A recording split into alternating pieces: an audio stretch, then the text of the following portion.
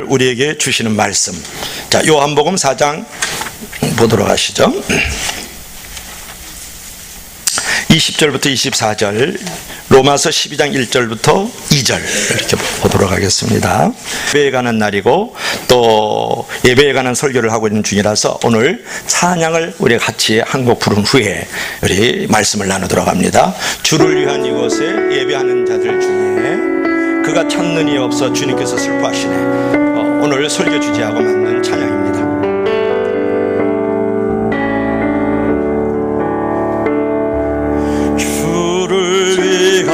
이곳에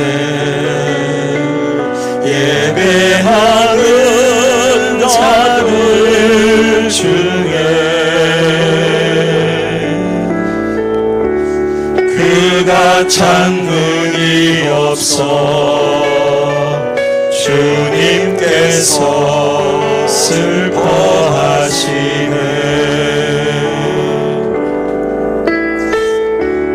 주님이 찾으시는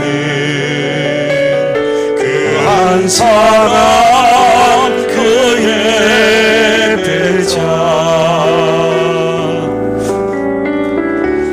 내가 그 사람 되기 간절히 주께 예배하네. 주내로 이곳에 서 있네. 주임제에 엎드려 절하네. 그 어느 것도 난 필요 없네. 주님만 경배해. 주내로 이곳에 서 있네. 주임제에 엎드려 절하네. 그 어느 것도 난 필요 없네. 주님만 경배해. 주님만 경배하는 예배 시간이 되길 주 여러분을 간절히 축원합니다. 40대 아들과 60대 노모의 이야기를 한번 들어보십시오. 아들이 어머니에게 이렇게 얘기를 합니다. 엄마, 어머니, 교회 가서 예배를 드리기가 싫습니다. 세 가지 이유가 있습니다. 첫째, 늦잠을 주일날은 푹 자고 싶습니다. 둘째, 장로님의 기도가 엄청 깁니다. 셋째, 성가대 화음이 너무나 불편해요. 그래서 예배드리기 싫습니다. 그러니까 어머니가 그 40대 아들에게 예배를 드려야 될 세 가지 이유를 말을 하죠. 첫째, 예배는 선택이 아니라 의무다. 둘째, 예배는 사람과의 관계가 아니야, 하나님과의 관계다. 셋째, 무엇보다 너는 교회의 담임 목사가 아니냐, 그러니까 예배드리러 당연히 가야 되지 않아? 그랬다라는 거예요. 여러분, 무엇을 생각할 수 있을까요? 예배는 하나의 행위와 의식이 아니라는 거예요. 종교적 제의가 아니라는 거예요. 예배는 하나님과 인격적이고 영적인 교제를 통한 만남의 관계가 바로 예배라는 거예요. 어느 교회는 예배당에 십자가가 있습니다. 어느 교회는 예배당 안에 십자가가 우상이라 그래가지고 이제 십자가를 철폐했어요. 그 이유는 뭐냐면 십자가가 우상이라는 건데, 십자가가 있는 예배를 하나님이 받으시고 십자가가 없는 예배는 안 받으실까요? 거룩하게 구별된 예배라는 것은 십자가 있고 없고의 문제겠느냐, 그 부분을 여러분에게 묻고 싶은 거예요. 저희 어머니가 여러 가지 얘기를 하다가 한 번은 제가 이제 목사가 되니까 이런저런 얘기를 하던 중에, 아들, 꼭 목사 가운을 입으래요. 목사 가운은 꼭 밑에 11시 예배는 반드시 입어라. 저보고 그러더라고요. 그렇게 설교를 해야 돼 라고 얘기를 했어요. 자, 강대상에서 적어도 11시 예배 때에 거룩한 목사 가운을 입고 하는 것과 안 입는 것과의 무엇이 차이가 있을까요? 자, 거룩한 가운을 입었을 때와 그렇지 않았을 때 그 거룩한 예배의 구별이 거기에 있느냐 없느냐를 여러분에게 묻고 있는 거죠. 여러분, 십자가가 있고 없고 목사 가운을 입고 안 입고 그 차이에 의해서 거룩하게 구별되진 예배를 통해서 하나님의 받으시고 안 받으시고 할까, 그런 말이에요. 십자가가 있고 없고 목사 가운을 입고 안 입고가 거룩한 예배로서 구별되어지는 것일까요? 아닐까요? 하나님 받으실까요? 안 받으실까요? 지금은 거의 그러한 예배의 형태와 의식에 여러분 장애를 느끼지 않지만, 불편해하지 않지만, 제가 청년 때만 해도 이 강대상에 올라오는 것을 무지무지 두려워하고 아주 불편했거든요. 이거는 목사님의 거룩한 아주 위엄과 장엄한 자리라고 생각을 했던 것을 기억할 수가 있어요. 지금도 어떤 분은 여기 올라오면 신발 벗고 올라와요. 여기 오는 건 무지 두려워한단 말이에요. 자, 그런 것이 진정한 구별된 예배의 모습일까? 그런 것이죠. 여러분, 예배라는 것은 전통과 습관과 관례가 아니라는 것이에요. 그런 의식의 절차가 아니라는 것, 종교적 제의가 예배가 아니라는 거예요. 아멘. 예배는 하나님과 인격적인 만남과 올바른 관계성 속에서 이루어지는데, 그렇다면 우리가 의식과 전통 또는 습관, 어떤 제의가 예배가 아니라 그러면 성경적인 예배는 어떤 것인가를 우리가 생각해 볼 필요가 있지 않습니까? 그리고 예수님께서 말씀하신 영으로 진리로 드리는 예배는 과연 무엇일까? 여러분이 기도에 많이 활용을 하십니다. 영으로 진리로 예배를 드리게 하옵소서. 그러면 영으로 진리라는 예배는 어떤 예배냐? 그건 주님께서 가르쳐 주신 예배예요. 주님께서는 어디든지 어떤 시간에 예배 드리라고 가르쳐 주신 적이 없어요. 어느 장소에서 예배 드리라는 거 가르쳐 주신 적이 없어요. 주님께서는 가운을 입고 벗으라는 얘기도 한 적이 없다고요. 영으로 진리로 예배를 드렸다면 그 예배가 그렇게 드려질 때 거룩하게 구별되어진 예배인데, 그러면 그 예배는 무엇이냐, 그런 부분이에요. 그리고 오늘 사도 바울께서 말씀하여 주신 것은 뭐냐면, 하나님의 자비하심으로 거룩한 산제물로 드리라. 이것이 영적 예배라는데, 그러면 그 영적인 예배는 무엇이냐? 오늘 예배에 대해서 여러분이 통찰력을 가질 수 있는 귀한 시간이 되길 주님으로 간절히 부탁합니다. 자, 오늘은 예배로서의 삶, 영적인 예배라는 것은 어떤 것일까? 그런 것인데, 첫째로 한번 읽어볼까요? 다 같이 시작. 자비하심으로 말미암아 영적 예배가 된다. 여기에다가 한 번 더 읽어보겠습니다. 하나님을 넣어주십시오. 하나님의, 시작. 하나님의 자비하심으로 말미암아 영적 예배자가 된다. 자, 로마서 12장 1절을 한번 읽어볼까요? 다 같이 로마서 12장 1절 읽겠습니다. 시작. 그러므로 형제들아, 내가 하나님의 모든 자비하심으로 너희를 권하노니 너희 몸을 하나님이 기뻐하시는 거룩한 산제물로 드리라. 이는 너희가 드릴 영적 예배니라. 이 말씀에서 이 영적 예배를 다 꾸미고 있는 단어들이에요. 보세요. 자비하심으로 영적 예배를 드릴 수 있어야 되고, 거룩한 산제물로 영적 예배를 드릴 수가 있어야 된다는 거예요. 그렇다 그러면 여러분 보세요. 제가 지금 멋진 양복과 넥타이를 메고 강단에 서서 거룩한 모습으로 예배를 드리고 있지만, 하나님의 자비하심이 없다 그러면 이 강단에 설 수가 없어요. 하나님 앞에 예배자도 될 수 없지만 더욱더 하나님의 예배의 인도자로는 정말 설 수 없는 것이거든요. 왜냐 그러면 지난 한 주간에 있었던 나의 말이라든지 생각이라든지 행동을 보면 장난이 아니었어요. 이거는 정말 하나님 앞에 설 수 없는 존재고, 예배자, 인도자라는 말은 더욱더 붙일 수 없는 딱지 붙은 존재였거든요. 그런 죄인이 없단 말이에요. 나의 실수와 잘못과 죄와 허물을 보면 예배자도 될 수 없고 인도자도 될 수 없습니다. 도저히 저는 강단에 설 자격이 없습니다. 한마디로 도덕적인 자격과 영적인 능력으로 나는 예배자가 될 수 없고, 더군다나 예배를 인도에는 인도자가 더욱더 될 수 없다라는 거예요. 자, 여러분에게 묻습니다. 여러분은 지난 한 주간 어땠습니까? 여러분의 지난달의 과거는 어땠냐고 물어보고 싶은데요. 지금 이 시간에 떳떳하게 자랑스럽게 도덕적으로나 영적으로 흠이 없고 순결하게 하나님의 앞에 나아갈 수 있는, 하나님 앞에 설 수 있는 자격 있는 자가 손 들어보세요. 앞으로 나와보세요. 없습니다. 제가 다 나가는데 없다고 생각해요. 지난 과거는 더욱더 말할 필요가 없고요. 여러분의 잘못, 여러분의 실수, 여러분의 연약함, 여러분의 부족함, 주의 율례와 법들을 어겨서 거짓과 불의 가운데 있었던 것들을 생각하면 하나님의 앞에 설 수 없는 우리 죄인의 모습이 아닐까, 그런 부분이에요.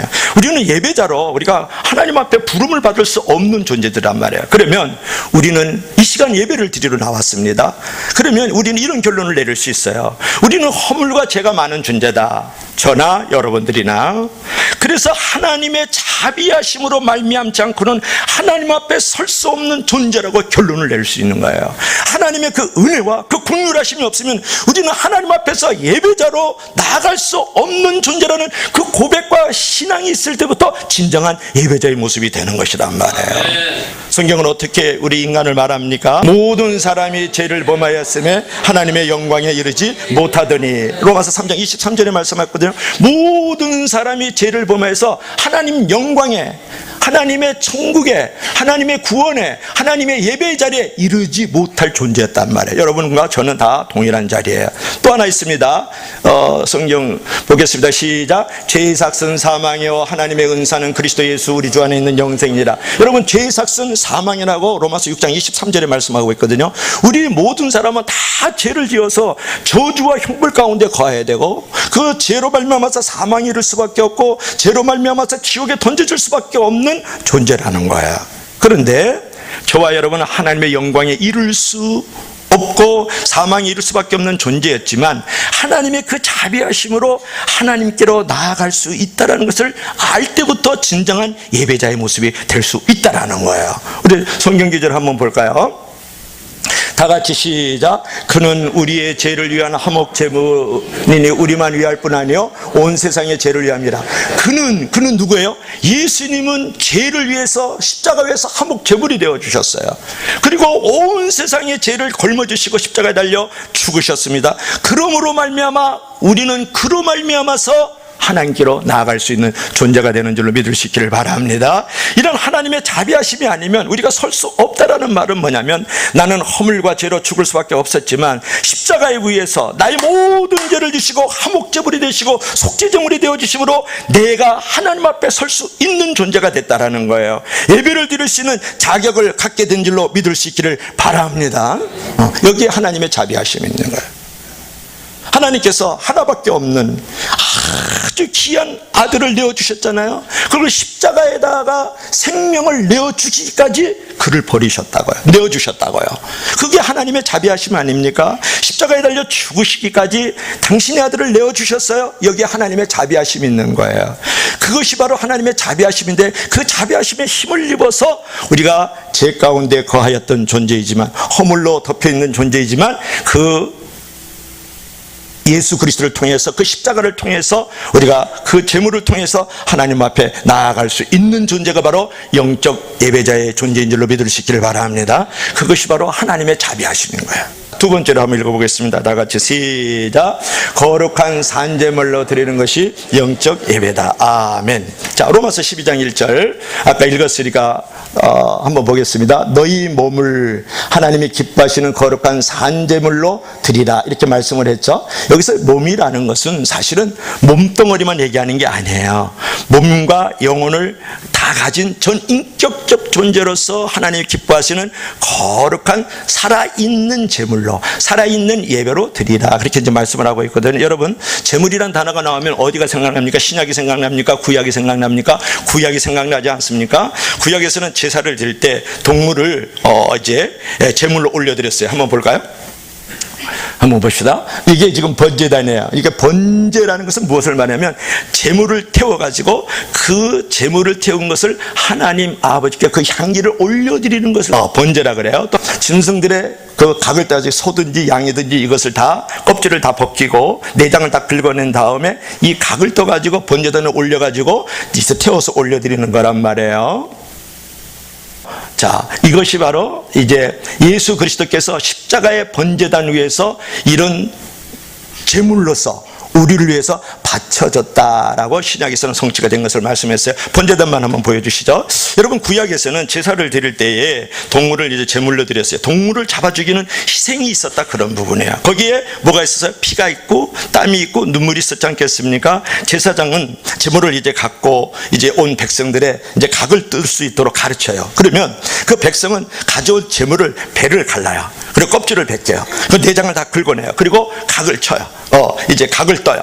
다 떠가 다리는 다리대로, 또 머리는 머리대로 다 쳐가지고 이 번제단에다 올려가지고 저렇게 불을 질러서 이제 그 향기로운 그 냄새를 하나님께 올려드리는 것이거든요. 여기서 우리는 제사를 드리는 자와 그렇지 않는 자가 구별된다는 거예요.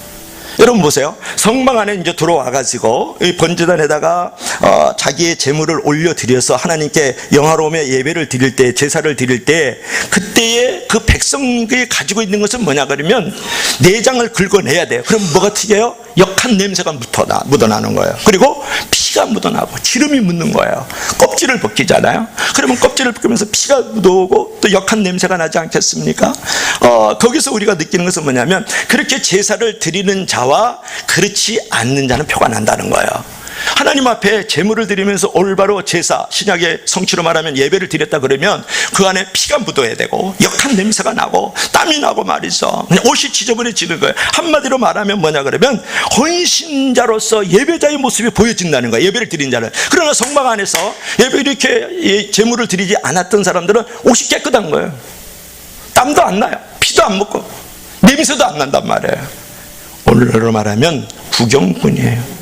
예배를 드리는데 구경꾼이 있습니다. 예배를 드리는데 하나님 앞에 일꾼이 있다 그런 부분이에요. 이제 구별된 제물을 드림으로써 마음을 다하고 희생을 다하는 예배자가 있고 마음과 희생이 전혀 없는 방관자가 있을 수 있다 그런 말에 같은 예배지만은 여러분 어떻습니까? 어느 자리에 있다고 생각합니까? 제물을 드리지 않는 자는 피도 묻지 않고 역한 냄새도 나지 않고 기름도 묻지 않아요. 더러워지지 않아요. 예배를 드리는 자는 피도 묻고 역한 냄새도 나고 하나님 앞에 그 땀도 이렇게 보여줄 수 있단 말이에요. 여러분 예배를 드릴 때 정말 마음과 힘과 목숨을 뜻을 다해서 하나님 앞에 예배자의 모습으로 오고 있느냐, 아니면 전혀 하나님 앞에 마음도 없고 희생도 없고 내가 예배를 보러 오는 자라, 드리는 자가 아니라 예배를 보러 오는 모습의 방관자의 모습으로 서 있느냐, 선수냐 관중이냐, 이런 부분에 구경꾼이냐 일꾼이냐, 그걸 여러분에게 묻는 거예요. 여러분 감정을 채우는 예배를 드리지 말라는 거예요. 나의 편의와 나의 느낌으로만 예배를 드리지 마십시오. 내가 하나님 앞에서 감동을 드리는 예배가 되어야 된다 그런 말이에요. 감정을 채우는 예배가 되지 말고 감동을 드리는 예배가 되기를 주의 이름으로 간절히 부탁합니다. 드린다는 것은 마음을 드리고 희생을 드리는 거예요. 내가 뜻과 목숨과 하트를, 내 마음의 이 하트를 다 드리는 거예요. 사랑을. 여러분 지난 주일에 말씀을 상고했습니다마는 가인과 아벨의 제사를 생각해 보십시오. 첫 새끼와 값진 기름을 누가 드렸어요? 아벨이 드렸지 않습니까? 그것은 뭐냐면 첫 새끼와 값진 기름을 드렸다라는 것은 그 제물의 형태를 얘기하고 있는 게 아니에요. 아벨에게는 하나님 앞에 정말 마음을 다하고 희생을 다하는 신본주의적, 하나님의 말씀주의적, 신앙 중심적 예배자의 모습이었다는 것이 중요한 것이에요. 근데 가인은 그러지 않았죠. 그냥 땅에 소산물 아무거나 그냥 열매든지 그냥 곡식이든지 하나님 앞에 드렸단 말이에요. 여러분 여기서 산제물이라는 것은 무엇을 말합니까? 한마디로 마음과 희생이 있는 예배자의 모습을 갖다가 산제물이라 그랬어요. 거룩한 산제물이라 그랬을 때 이 거룩함이라는 것은 한마디로 구별되어진 것을 말하는 것이거든요. 여러분 신약에서는 예수님이 화목제물이 되어주셨잖아요. 영단번 제물로서 하나님 앞에 희생제물이 되었어요. 영단번, 영원한 곳에서 단번에 십자가 위에서 당신이 화목제물, 속죄제물이 되어줬거든요. 자, 한번 성경 한번 읽어볼까요? 자, 요거 아주 중요한 기절인데 한번 읽어봅시다. 다 같이 시작. 그리스도께서 너희를 사랑하신 것 같이 너희도 사랑 가운데 행하라. 그는, 예수님은 나를 위하여 자신을 버리사 향기로운 제물과 희생제물로 하나님께 드리셨느니라. 그러니까 예수 그리스도께서는 십자가 위에서 당신이 화목제물이 되면서 영단번의 예배를 드렸어요. 영단번의 제물이 되었어요. 단번에 영원히 우리의 모든 속죄를 다 이루어 주시는 제물로서 향기롭게 하나님께 드렸다 그랬다고 말씀해요. 여러분 영적 예배라는 것은 뭐냐면 몸을 드리되, 이 몸만을 얘기하는 것은 아니라 그랬어요. 전 인격적으로 거룩한 산제물로 드리는 것을 갖다가 이제 영적 예배라 그러는 거예요. 여러분 예배라는 것은 하나님께 산제물로 드리기 위해서 나가는 거예요. 구약에서는 피 흘림의 제사로 드려서 칼로 소와 양을 잡아 드렸지 않습니까? 영적 예배라는 것은 오늘날 신학적인 의미에서는 구별되어져서 정말 살아있는 제물의 모습으로서 내가 마음을 다하고 또 희생을 다해서 뜻을 다해서 목숨을 다해서 하나님 앞에 나아가는 것이 산 제물이 되는 것이에요. 구약에서는 내 옷에 예배를 드리고 났더니 뭐가 묻었어요? 피가 묻었고 역한 냄새가 묻고 땀이 묻고 지저분해지지 않습니까? 이것이 예배자의 모습이거든. 신약의 분에서는 어떤 부분이에요? 내가 마음을 다하고 힘을 다하고 눈물과 정성과 마음과 뜻과 목숨을 다해서 하나님을 사랑함으로 예배를 드리는 그것이 갖다가 거룩한 산 제물이라고 하는 거예요. 여러분, 산 제물은 아픔이 있어요. 여러분, 산 제물의 반대는 뭐예요? 죽은 제물이잖아요. 만약에 양이 죽었다 거기다 춤을 뱉는 데서 음메 그러고 일어서요? 밟는 데서 꿈틀거립니까? 안 그렇잖아요. 불에 태워도 하나도 안 아파요. 죽은 제물은요, 각을 떠도 안 아픕니다. 죽은 제물은. 산 제물은 바늘만 찔러도 아파요. 음메 그러는 거예요. 여러분, 사도 바울이 뭐라고 했습니까? 예배란 거룩한 산 제물이 되라 그랬단 말이에요. 여러분, 죽은 제물이 되면 안 된다는 거예요. 내가 살아있는 제물로 드려야 돼요. 아픔이 수반돼야 되는 거예요. 희생이 수반돼야 된다고요. 고통이 수반돼야 된다는 거예요. 그런 어떤 고통과 아픔과 희생의 자리로서 나아가는 것이 구별되어진 산 제물이라는 것이거든요. 여러분, 걸어다니는 제물들이에요. 걸어다니는 예배자들이단 말이에요. 그러면 우리에게 무엇이 있어야 되겠습니까? 구별되어진 모습으로서의 고통과 아픔과 희생이 있어야 된다는 것을 믿으시면 다 같이 아멘 하십시다. 그래서 여러분들께서 교회 오면 감투교인이 되면 안 돼요. 집사 주고 장로 주니까 교회 나오고 말이지. 그런 걸 갖다가 감투교인이라고 그러거든요. 인력거 교인이 되면 안 돼. 인력거 교인. 끌고 나와야만 나와. 그냥 목사님 가고 그냥 사모님 가고 끌고 나와야만 나와. 그걸 인력거 교인이라고 그러잖아요. 여러분, 핑계교인, 이 핑계 저 핑계대. 뭐 어떨 때는 엄마가 죽었다는 등, 어떨 때는 병원에 가야 된다는 등, 어떤 때는 오늘 사업을 어쩔 수 없이 지금 문을 열어야 된다는 등. 그러면서 1년 52주를 핑계대면서 안 나와. 내가 누구라고 하면 이 자리에 없으니까 내가 그 인권이 있기 때문에 함부로 얘기 못하는데, 그 다음 오락교인이 있어요. 오락교인. 축구하면 나와. 영업으로 가자 그러면 나와. 집사님 차 마시자 그러면 나와. 하여튼 그런 오락교인이 있어요. 채점관 교인이 있어요. 목사님 설교는 몇 점, 성도가 오늘 예배드리는 태도는 몇 점, 이러면서 채점관 교인이 있어요. 또 유람선 교인이 있어요. 교회는 등록은 안 하고 그냥 무조건 이 교회 저 교회 그냥 날락날락하면서 다니는 사람 갖다가 뭐라 그래요? 유람선 교인이라 그러죠. 여러분, 이런 것은 뭐예요? 거룩한 산 제물이 아니잖아요. 그렇지 않습니까? 그리고 예배를 드릴 때 여러분이 생각을 바꿔야 될 게 있어요. 목사님은 주연이야.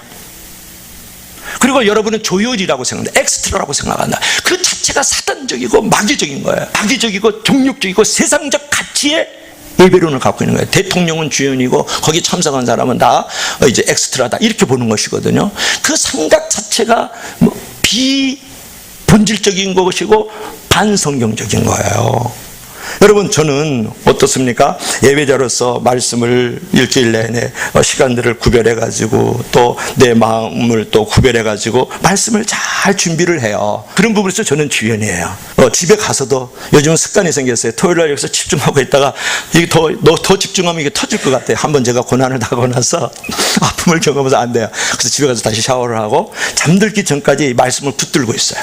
어디 됐든 간에 잘하든 못하든 은혜가 되든 안 되든 간에 이 말씀 한마디로서 이 예화 속에 그 권사님을 생각하고 이 말씀을 풀어줄 때 그 집사님을 생각하면서, 그리고 이걸 어떻게 하면 분명하고 선명하게 은혜의 통로로서 말씀이 전거될 수 있을 것인가, 그거를 잠자리 들기 전까지 품고 있어요. 적어도 토요일 날은. 그러면 여러분들은, 그래서 목사님이 주연이다, 너 그러면 안 된다는 거예요. 여러분들은 어떻습니까? 내가 하나님 앞에서 시간을 구별해 드려야 되는 부분이 있어야 돼요. 내 몸을 구별해서 드려야 되는, 그것도 내가 일일이 얘기하고 싶지 않아요. 여러분의 마음에 여러분들이 구별되어지는 부분이 있어야 되지 않겠어요? 여러분의 물질에 대해서 구별되어지는 부분들을 일주일 내내 갖고 있다 그러면 그것이 바로 거룩한 산 제물이 되는 거예요. 거룩이라는 것은 한마디로 구별됐다, 그런 의미를 갖고 있는 좋은 구별이죠. 그게 살아있는 제물이 돼서 하나님 앞에 여러분이 나와서 주연이 되는 거예요. 그리고 내가 뭐 음악을 담당을 했다든지 안내를 담당했다든지, 그러면 안내자로서 정말 내가 넥타이라도 올바로 하나 매고, 그죠? 신발이라도 한번 물티슈로 한번 더 닦고 나왔다. 그러면 구별되어진 것 아닐까요?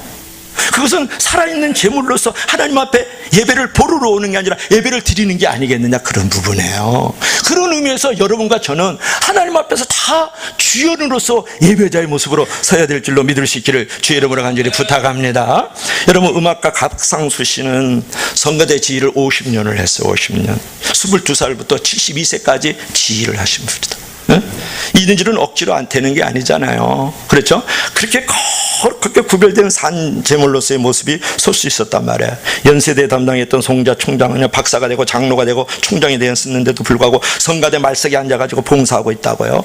여러분, 예배의 기쁨을 체험하는 자가 아니면 이렇게 힘든 거예요. 정말 예배라는 것에 대해서 정말 이 본질적인 것을 모르면 그렇게 할 수가 있는 게 아니거든요, 여러분. 그래서 여러분이 예배를 드릴 때에 은혜가 되지 않는다는 그런 개념이 있거든요. 자, 이런 말을 해요. 시계는 끊임없이 가는 것이 시계의 일이고 맞춰주는 것은 주인의 역할이다, 그런 말이 있어요. 다시 한번, 여러분, 시계라는 것은 가는 것이 자기가 해야 될 일이에요. 그리고 시계가 틀렸다, 그것은 주인이 맞춰주는 거예요. 무슨 말이냐면, 예배는 시계가 가는 것과 같아요. 예배 시간에 찬양하고 기도하고 말씀이 있고 이 성령의 역사가 오지만 늘 어떤 부분에 좀 듣는 말 또 듣는 것 같고, 있는 자리 또 있는 것 같고, 찬양하는 것 또 있는 것 같고, 또 그 시간 됐으니까 바로 왔고, 이러면서 그냥 늘 매너리즘에 어떤 내용이나 의미가 전혀 가치를 두지 않고 그 자리에 계속 있단 말이에요. 그럴 때 카이로스 시간이 오는 거예요. 크로노스 시간은 세상적 시간이라 그러면, 카이로스 시간은 하나님의 시간이에요. 하나님의 어느 임계점이 딱 도달하면, 말하자면 99도에 있다가 100도가 되면 물이 끓잖아요. 그러니까 여러분이 끊임없이 예배 속에는 기도가 있고 찬양이 있고 말씀이 있고 성령이 강력하게 임재가 있거든요. 그러다가 하나님의 때가 되면, 하나님의 임계점이 되면 어느 날 감동이 오는 거예요. 그러면서 강력한 하나님의 은혜를 경험하게 되고, 삶의 문제에 대한 해답도 찾아지게 되고, 삶에 대한 큰 위로를 가지게 되면서 인생의 장애물을 넘어갈 수가 있어요. 적군의 당정을 뛰어넘을 수 있는 존재가 된다고요. 그래서 그 예배의 성공자가 거기서 일어나는 거예요. 그래서 예배가 늘 은혜가 되는 거 아니거든요. 늘 예배가 막 새로워지는 건 아니에요. 그럼에도 불구하고 시계가 가는 것처럼, 그죠? 가는 것처럼. 그래, 좀 틀리면 주인이 고쳐주잖아요. 그때 하나님의 카이로스 시간이 와서 나를 은혜의 자리로, 감동의 물결로 만들어주고, 삶의 문제에 대한 해답도 풀어주고, 하나님 앞에 크게 쓰임받은 거룩한 통로로도 만들어주는 줄을 믿을 수 있기를 바랍니다.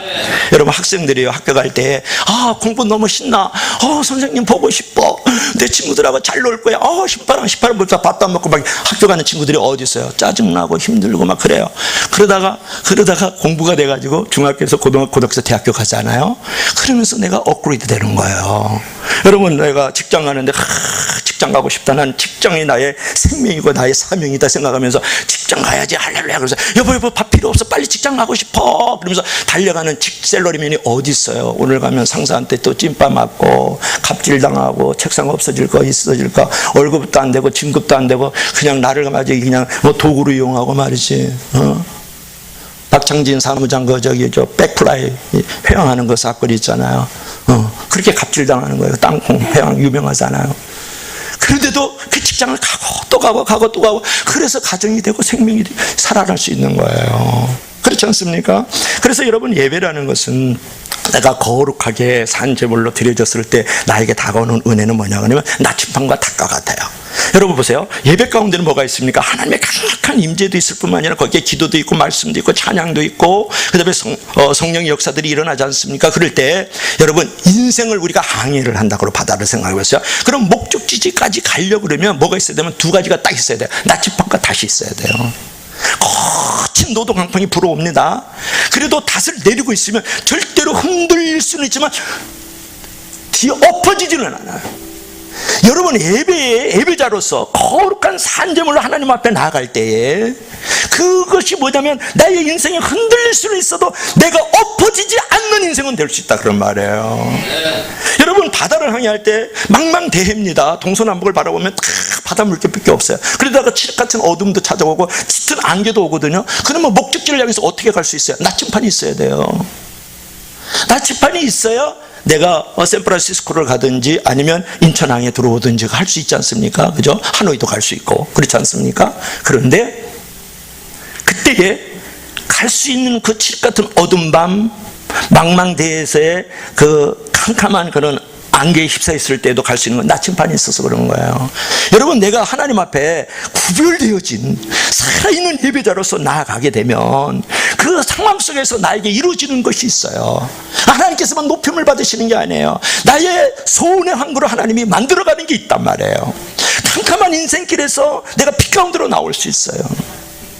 칠 같은 어둠이 나를 둘러싸서 불안과 두려움이 있지만 그 가운데서도 믿음과 용기를 가질 수 있는 것은 뭐냐면 거룩하게 산 제물로 예배를 드리는 자에게 다가오는 하나님의 은혜와 축복인 줄로 믿을 수 있기를 바랍니다. 이것이 중요한 것입니다. 세 번째로 마지막으로 은혜를 나누죠. 자, 다 같이 한번 읽겠습니다. 시작. 영과 진리로 예배드릴 때가 영적 예배자다. 이제 한번 읽어볼까요? 아버지께 참되게 예배하는 자들은 영과 진리로 예배할 때가 오나니 곧 이때라. 아버지께서는 자기에게 이렇게 예배하는 자들을 찾으시. 오늘도 찬양 속에 있었습니다마는 하나님께 예배하는 자를 찾으신다. 자, 그러면 적어도 사도 바울이 말하는 것은 하나님의 자비하심으로 예배를 드리십시오.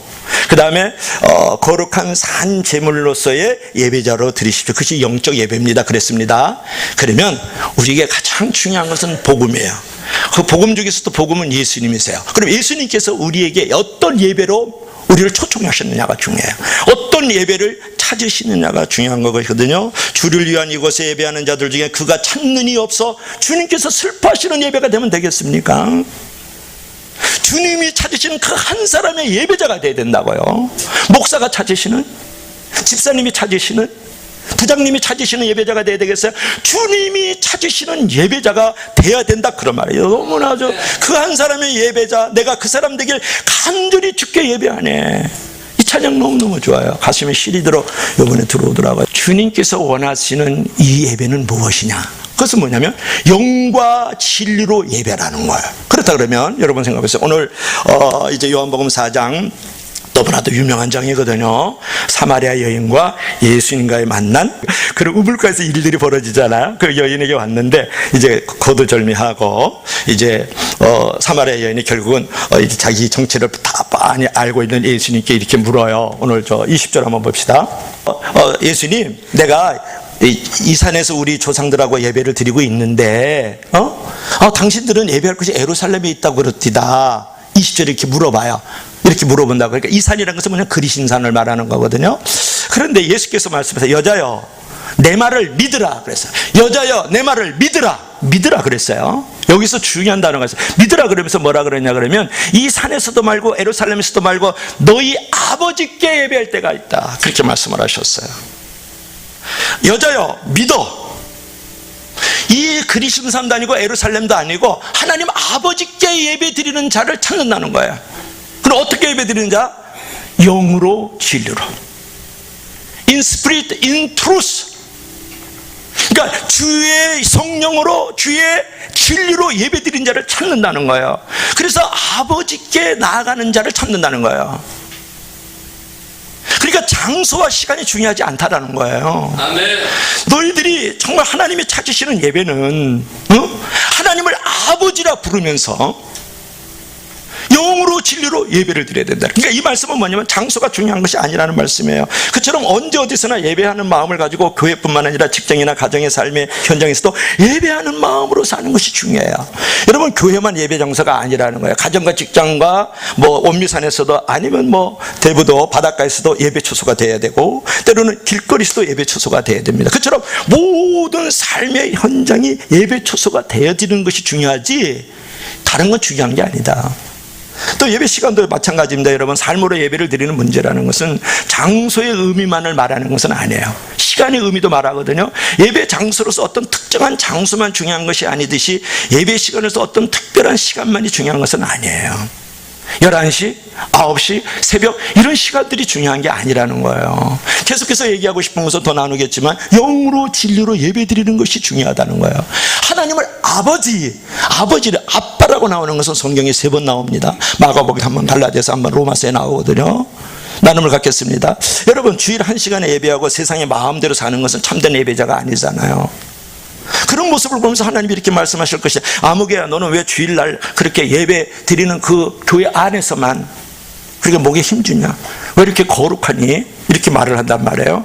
주일 낮 시간에 대한 지나친 의미 부여도 여러분 버려야 돼요. 사실상 여러분 주일 낮 시간보다 부활하신 주님을 처음 만난 시간이 주일 새벽 시간에 사실은 의미를 둔다면, 가치를 둔다면 주일 새벽이 더 의미가 있는 거예요. 말을 한다면 초대교회는 주일 새벽의 의미와 현실적인 고려를 절충시켜가지고 주일 9시에 예배를 드렸거든요. 한국교회도 초창기는 주일 9시에 예배를 드렸어요. 그때는 주일날 11시 이후에 예배 드리면 경건치 못하게 어떻게 벌건 태어나서 예배를 드리냐고, 상놈들이라는 것이지, 이렇게 얘기를 했었거든요. 근데 이제 대형교회가 생겨나고 그러면서 그저 편하게 밥 먹고 밥상 차리고 다르게 11시에 인간적인 편의와 편리를 쫓아서 보편적 예배 시간이 11시로 되었다. 그래서 주일 예배 시간도 11시냐 9시냐 밤 6시냐 그거를 의미를 부여할 것은 아니다. 그런 부분에 제가 이렇게 얘기하는 것은 뭐냐 그러면 예배 시간과 장소라는 것은 결국 영적 예배는 아니라는 거예요. 그 장소와 그 시간을 지켰다 그래서 예배자는 아니라는 거예요. 예배를 드리는 모습으로 와 있는 거지 그게 예배는 아니에요. 그래서 뭐냐면 하나의 의식에 들어가 있는 거고, 하나의 관례에 들어가 있는 거고, 하나의 습관에 들어가 있는 거고, 하나의 행위에 들어가 있는 거지 그거 예배 아니에요. 여러분 11시 예배에 앉았다 해서 예배를 드리고 있는 게 아니라니까. 여러분 가슴 복장결에 십자가가 있고 목사님 멋지게 넥타이 메고 있고 또 가운 입은 성가대라는 헌금위원들이 있으니까 여기가 지금 예배를 드리고 있다고 생각하는 것이 착시 현상이에요. 착각 믿음이에요. 예배를 드리는 것이 아니고 의식이 있는 거예요. 지금 종교적 제의 가운데 있는 거라고요. 어떤 간습과 전통이 지금 있는 것이지 그것이 예배는 아니라 그런 말이에요. 믿어지면 다 같이 아멘 하십시다. 중요한 부분인데 그러면 목사님 묻습니다. 내가 11시 예배에 지금 밥도 제대로 안 먹고 가족들도 내팽개치고 온 우리 집사님 권사님 계시다 말이에요. 그러면 이거 무엇이 예배입니까? 이게 이제 따져 물어야 되지 않겠습니까? 그것을 예수님께서 말씀해 주신 것이 있어요. 오늘 장소와 시간에 갇힌 하나님으로 우리가 만들지 말고, 이게 요한복음 4장 23절 24절인데 아버지께 참되게 예배하는 자들은 영과 진리로 예배할 때가 오나니 곧 이때라 아버지께서는 자기에게 이렇게 예배하는 자들을 찾으시는가. 하나님이 찾으시는 예배는 11시 정확하게 시간을 지켰다 그래서 하나님이 찾으시는 예배자가 아니에요. 거룩한 이제 예배당이라 그래서 하나님이 찾으시는 예배가 아니란 말이에요. 하나님이 찾으시는 것은 예수님께서는 이 말씀에 대해서 예배에 대해서 딱 한마디만 하셨어요. 영과 진리로 예배 드리는 자를 찾는다 그랬단 말이에요. 그러면 여러분 예수님께서 사마리아 여인과 대화를 나누면서 여자여 내 말을 믿으라. 이 산에서도 말고 예루살렘에도 말고 너희 아버지께 예배할 때가 이르리라고 21절에 말씀하셨거든요. 그러니까 사마리아 여인과 예수님의 대화 속에서 예배는 장소도 아니고 시간도 아니고 오직 영과 진리로 예배를 드린다는 거예요. 습관과 전통으로 드리면 그건 예배가 아니라는 거예요. 행위와 의식으로만 있다 그러면 예배가 아니라는 거예요. 목사가 거룩한 가운데 따라서 하나님께 영적 예배를 드리고 있는 게 아니에요. 그렇다면 우리가 어떤 예배를 드려야 되겠느냐 그러면 주님께서 가르쳐 주신 예배를 드리면 영적 예배가 되고 주님이 찾으시는 예배가 되는 거잖아요. 보세요. 자, 성경 한번 봅시다. 영으로서의 예배를 한번 봅시다. 영으로 드려지는 예배란 무엇일까? 우리 다 같이 한번 읽어봅시다. 시작. 성령 안에서 드려지는 예배, 아버지와 아들로서의 만남, 인격적인 예배. 자, 갈라디아서 4장 6절을 한번 봅시다. 아주 중요한 기절입니다. 큰 목소리로 다 같이 너희가 아들임으로, 시작. 너희가 아들임으로 하나님이 그 아들의 영을 우리 마음 가운데 보내사 아빠 아버지라고 부르게 하셨느니라. 아멘. 야, 여기서 여러분 우리가 이제 생각해야 될 것은 뭐냐면 영으로 예배를 먼저 드리라 그랬어요. 그러면 성령 안에서 드려지는 예배가 되고 무엇보다도 아까도 여자여 내 말을 믿으라. 아버지께 예배할 때가 오느니라. 21절에 말씀했는데 오늘 갈라디아서 4장 6절에서 뭐라 그랬어요? 성령님이 우리 가운데 오시면 하나님을 뭐라 그랬어요? 아빠 아버지라. 자, 여기서 아버지라는 게 참 그런 아버지보다 더 가까운 거야. 아빠 이래요. 우리 다니엘은 아빠, 할아버지도 아빠고 또 자기 아빠도 아빠야. 다 아빠라 그래. 그러면 이것은 뭐냐면 아버지와 아들로서의 만남의 인격적 예배가 돼야 된다는 거예요. 여러분 로마서 8장 14절에 양자의 영을 우리에게 주셨으니 성령이 친히 우리를 아빠 아버지라 부르게 하시니라. 마가복음 14장 36절에 예수께서 겟세마네 동산에 기도하실 때 아빠 아버지요 그랬다고요. 무지 중요한 부분이 있어요. 여러분 하나님은 유대인들이 말하는 것처럼 멀리 구만리 장천에 계시는 하나님이라고 생각하지 않는 거예요. 그건 예배가 아닌 거예요. 종교적 제의예요. 저 구말리 장천 바다 해저 수말리 바닥 비있는 하나님이라고 유대인들은 생각을 했거든요. 그래서 우리가 근접하지 못하는 하나님이라고 생각하면서 그냥 제사를 드렸다고. 이거는 종교적 죄예요.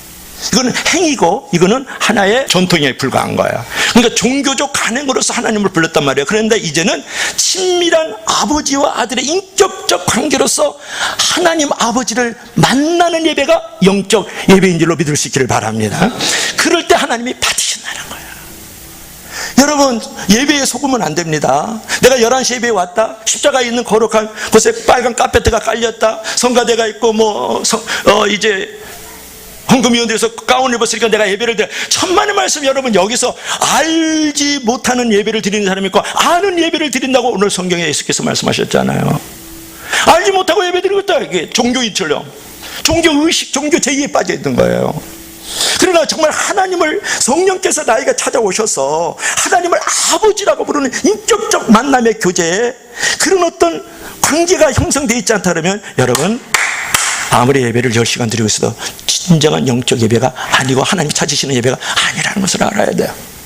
자, 두 번째로는 또 영으로만 예배 드리라고 했으니까 영과 진리로라 그랬죠. 다 같이 시작. 진리로서의 예배. 자, 요한복음 14장 6절 다 같이 시작. 예수께서 이르시되 내가 곧 길이요 진리요 생명이니 나로 말미암 전 아버지께로 올 자가 없느니라. 그러니까 예수께서 뭐라 그랬어요? 진리다, 그렇게 말씀을 하셨어요. 영으로 진리로 예배 드리는 또 하나 봅시다.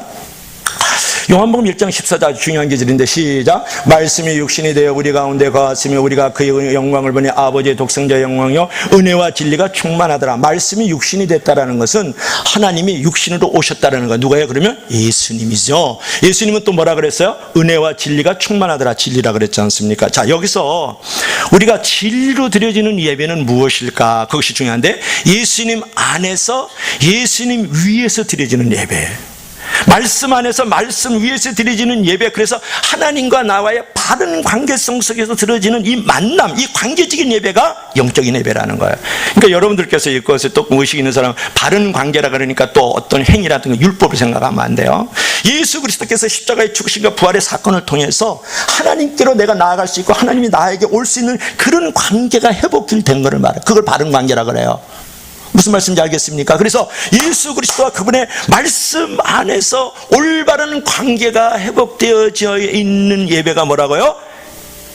영적 예배, 하나님이 찾으시는 예배다, 그런 말이에요.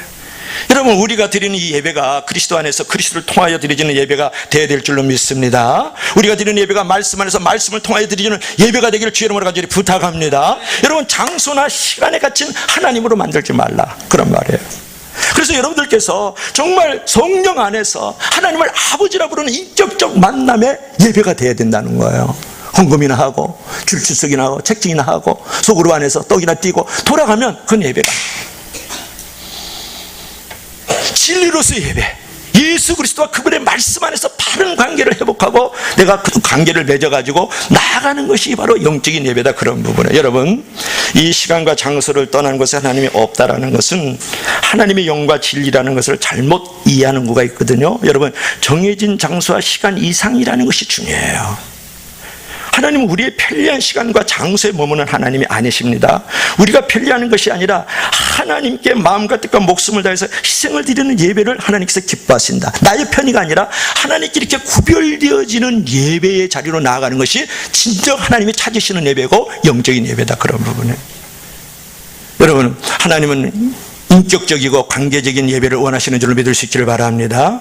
하나님은 구별되어진 시간과 장소에서 드리는 예배가 되기를 원하는 줄로 믿을 수 있기를 바랍니다. 그래서 예배자로서 정말 구별되어진 헌신과 섬김과 땀과 눈물이 있는 것도 중요하고, 내가 이제 구경꾼인가 아니면 방관자인가 아니면 나는 예배자인가 나는 참여자인가, 그것도 매우 중요하지만 더 중요한 것은 무엇입니까? 이제는 하나님 앞에 영으로 진리로 예배 드리는 것이 더욱더 중요하다, 그런 부분.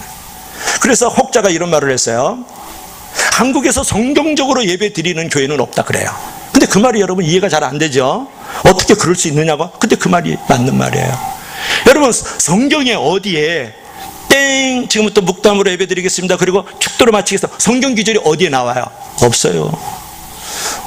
성가대가 첫 성으로 하고 마지막 성령으로 해라, 성경이 어디 나오냐고. 없단 말이에요. 어떤 교회는 그냥 그것도 없어요. 찬양으로 시작했다 주기도문으로 마치거든요. 목사님 다 계셔도 그래서 그렇게 하라는 것이 어디에 있어요? 성경 어디에 나냐고 묻는 거예요. 예수님이나 사도 바울이 그렇게 가르쳐 준 적이 있어요? 너무 그랬잖아요. 원래 초대교회 예배는 어떻게 드리는지 알아요? 사도들이 모이면 시편을 이렇게 암송하면서 노래를 부르면서 올라가요. 동산에 올라가다가 그 사도들 발 앞에다가 뭐 쌀도 갖다 놓고 그냥 돈도 갖다 놓고 뭐 재물도 갖다 놓고 갖다 놓으면 그것을 사도가 그것을 세우시는 사람들하고 동네 사람에게 나눠줘요. 그 예배 끝이에요. 거기 어디 성가대가 있어요? 경천이 있어요. 어디 거기에 안내가 있냐고요? 없단 말이에요. 그것조차도 성경에 나오지 않아요. 예수님께서 찬미하며 감난산에 올라가시더라 뭐 그런 것밖에 없잖아요. 예수님께서 가르쳐 주신 예배는 뭐냐면 영으로 진리로 예배를 드려라. 아멘. 모르는 예배가 되지 말고 알고 드리는 예배가 되어라. 하나님을 아버지라 부르라는 거예요. 그런 인격적 만남, 그런 바른 관계성 속에서 예배를 드리는 자를 하나님이 찾으신다는 거예요. 여러분 그런 일은 없겠지만 성가대하고 경찬팀 없으면 여러분 예배 아닙니까? 예배입니까? 성경이 어디 그게 나오냐고요. 그런 일은 없겠지만 안내가 있고 없고 헌금이 있고 없고 여러분 그래서 이건 예배가 아니다, 구별됐다 안 됐다, 하나님 받으신다면 그런 게 성경에 나온 적이 없어요. 그러니까 한마디로 얘기하면 예배는 어떤 의식이라든지 행위가 아니라는 거예요. 어떤 전통과 간습이 예배가 아니고 예배를 잘 드리기 위한 모양을 갖춘 거지. 그게 의식이라는 거예요. 그게 그냥 행위에 불과한 거지 예배는 아니에요. 그게 어떤 데는 강대상을 안 넣고 디주를 갖다 놓은 데가 있어요. 그리고 성찬식을 포도주로 하잖아요. 근데 다른 교회에서는 어떤 교회에서는 막걸리로 해요. 막걸리로. 어떤 교회에서는 좀 흡연실을 만들어 놨어요. 지금 교회에서 예배도 담배 펴라. 담배 펴. 담배 피는 게 예배자가 아니냐, 그게 중요한 게 아니라는 거예요. 영적 예배냐 아니냐. 스펄전 목사는 황금의 입을 가진 사람입니다. 설교하다가 영상이 안 떠오르면 담배 하나 쫙 펴. 그러면서 그러면 영감이 와요. 그래가지고 설교를 만들어 갔던 사람이 스펄전. 나중에 구강암으로 걸고 이 치풍으로 돌아가시는 거예요. 치풍이라 그러나 뭐라 그러죠? 그러니까 또 그걸로 돌아가시더라고. 안타깝게 아주 유명한 목사님. 그 담배 필 때 영감 온다 이거예요. 영감. 그것만 얘기한 건 아니에요. 또 오해하지 말고. 그래서 제가 만약에 여러분 잠바를 입고 티를 입고 뭐 뒷공지 딱 메고 할렐루야 그러면 여러분 바로 내쫓을까? 이게 무슨 예배냐 그러면 내쫓는다고요. 성경에 어디 뒷공지 매이지 말라는 법이 어디 있냐고요. 잠바 입지 말란 말이에요. 내가 청바지 입고 미국에서는 그렇게 예배를 많이 드립니다. 유럽에서는 티 입고 그냥 어떤 반팔 티 입고서 할렐루야 그러면서 왔다 갔다. 나 그렇게 하고 싶어요. 내가 여기에 내가 갇히고 싶지가 않아요. 하나님 여기만 있나? 여기서만 말씀드리는 어디 성경이 어디에 나와요? 없다고. 예수께서 말씀하신 게 제일 중요해요. 뭐라고? 영으로 진리로 예배를 드려라 그런 말. 어떤 사람은 피아노 있으면 안 되는데 드럼 있고 키보드 있으면 안 된대야.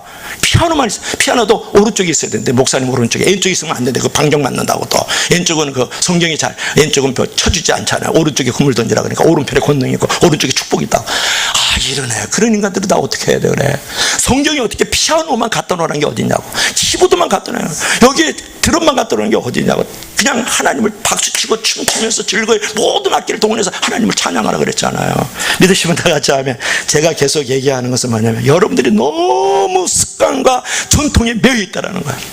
어떨 때는요, 어느 교회는 토요일날 예배를 드려요.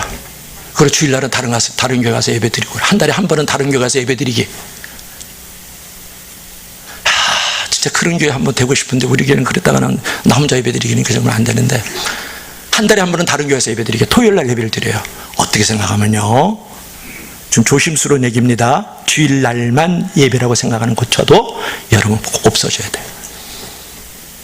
그런데 이제 이런 게 있어요. 약속된 예배 시간으로서의 장소가 중요하다는 거예요. 왜냐하면 이것을 갖다 부인하면 안 되는 게, 왜냐하면 우리의 약속이잖아요. 그래서 성도로서의 정체성이 있고 주일 성수를 위한 시간과 장소가 있을 때 우리가 성숙하고 성장할 수 있다라는 거지, 주일이기 때문에 예배를 드리고 토요일이니까 예배를 안 받는다, 이거는 가지면 안 된다는 거예요. 어느 상황이든 내가 영으로 진리로 하나님과 인격적 만남과 바른 관계성 속에서 예배를 드리는 것이 중요하다는 거예요. 근데 그렇게 만들어갈 수 있는 상황을 어디서 갖느냐? 주일날 약속된 시간에 갖는다는 것이 중요하다. 뭐 수예배, 금요예배, 다 주일 예배 있지만 영으로 진리로 예배 드리지면 안 돼요. 어떤 날짜나 요일에 묶여서도 안 돼요. 시간에 묶여서도 안 된다. 그렇게 가르쳐준 게 성경에는 없다 그래요. 이 장소도 아니야, 이 시간도 아니야. 예수께서 직접 말씀하셨어요.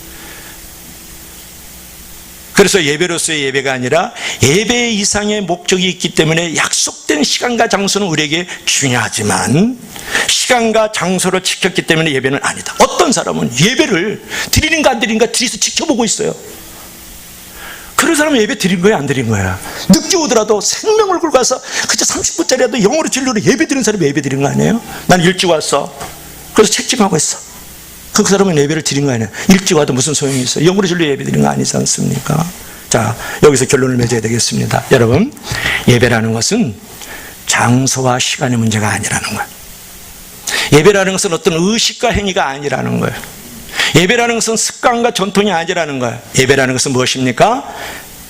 하나님의 자비하심으로 구별되어져 가지고 거룩한 살아있는 제물로서 예배로서 하나님께로 나아가는 것이 영적 예배예요. 아멘. 그리고 예수께서 말씀하신 것은 무엇입니까? 영으로 진리로 하나님 앞에 예배 드리는 것이 영적 예배라고 말씀하셨어요. 그리고 그런 자를 하나님이 찾으신다고 말씀하셨다고요. 그런 예배자가 되길 주의 이름으로 간절히 축원합니다. 결론은 그런 겁니다. 하나님의 자비하심으로 예배 드리십시오. 아멘. 그리고 거룩하게 구별되어진 산 제물로서 하나님 앞에 예배 드리십시오.